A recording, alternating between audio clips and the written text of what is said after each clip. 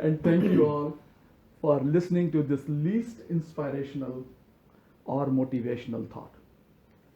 My narration is only about performance of my few acts in life, defined by divinity and delivered at the call of destiny. So let me begin by reciting this beautiful rubai, which is quatrain of Umar Khayyam, the great Persian poet, astronomer, and mathematician of 11th century. Ah, make the most of what we yet may spend before we too into the dust descend. Dust into dust, and under dust to lie. Sen swine, song, song singer, and song end. So we all have come here using different pathways. But most of us belong to baby boomer generation that was brought up to have some purpose in life. Our millennials now act instinctively and challenge us to do the same. I believe I am part of something bigger than myself. I am here to fill in a particular gap in the dynamic canvas of universe for a defined period of time. While destiny dictates my course of life, I have a choice to play my cards applying my intellect and wisdom, which I am expected to learn in time. My elders were my initial guides, followed by many noble souls from the University of Life. My current teacher is my 2.5-year-old granddaughter, who teaches me how to surrender and accept. Life is full of learning from cradle to grave. My sense of purpose has been evolving ever since. Initially, it was to educate myself, academically as well as laterally. So by the time I completed my engineering degree, I had read quite a few good number of books from Urdu, Sindhi, English, German, French, American, Persian, and Russian literature. I listened to Urdu, Hindi, Sindhi, and English broadcasts from BBC, Voice of America, Radio Moscow, Radio Kuwait, Radio Ceylon, All India Radio, Akashvani, Radio Iran Zaidan, and Radio Pakistan Karachi and Hyderabad. I established pen friendship with few young people around the world and learned to write, collect stamps, coins, view cards, and first day covers of the stamps. This teenage experiment enriched me immensely. In later years, my readings on philosophy, psychology, history, war, art, theosophy, existentialism, transcendentalism eventually led me to study religions, Sufism, atheism, and theosophy to develop my very personal ethical and spiritual outlook. My other source of information in bygone era were public libraries.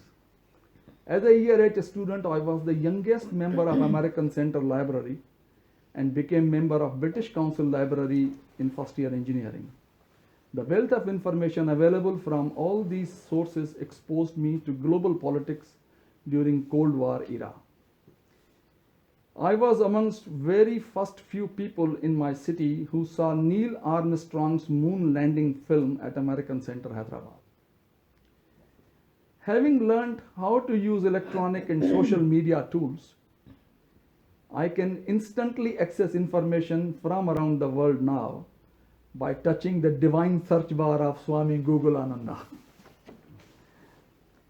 During active productive period of my life, my sense of purpose evolved around raising our family and contributing as an engineer in the process of life. The migration to Australia 25 years ago injected another dimension in this purpose: to settle down and integrate with mainstream Australia by paying our social debt through service to the community. So our entire family tried to achieve that goal. I served as Secretary Engineers Australia, a tax help volunteer, President of Multicultural Group, Second Vice President of Lions Club of Bathurst, Chair of Waterford Heritage Land Trust Board, and many other such civic activities. My wife Poonam became New South Wales top cook by winning Dairy Farmers competition and started her cooking classes in Bathurst. She also wrote monthly cooking column for Indian Subcontinent Times and published a book, Indian Cooking for All Occasions. Her current Facebook page, Yummy Cooking, has a following of 2,000 plus fans. Our daughters, who are well settled in New York, performed Indian dances to raise funds for noble causes such as Care Flight Australia, Kota Club of Bathurst, Fraser Hollows Foundation, Rotary Club, Lions Club, Prime Minister Drought Relief Fund, Australian Red Cross and Howard Foundation, etc. Having settled in Bathurst, we also traveled around Australia, North America, China, Europe, Asia to see other lifestyles for which I had dreamt in my early teens while reading promotional materials from many foreign missions sent to me at my request. So, what's my life learning from all of this? That we must educate ourselves and gain as much information as possible. That knowledge empowers us to make an informed decision under uncertain situations. We learn about our rights and responsibilities and become better citizens. Our knowledge becomes our compass which guides us through the maze of life.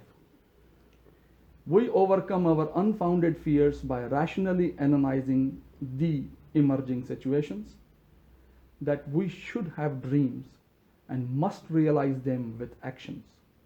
And finally, risk should be taken in life and criticism disregarded. But above all of this, I have learned that I am merely a puppet in the hands of puppeteer, tied with the threads of destiny. He has set the stage of my play in this world and defined my circumstances, boundaries, and time frames of my various roles, such as a son, brother, husband, father, grandfather, friend, worker, and a citizen. I am expected to play my unscripted acts competently until the curtains are drawn on my character.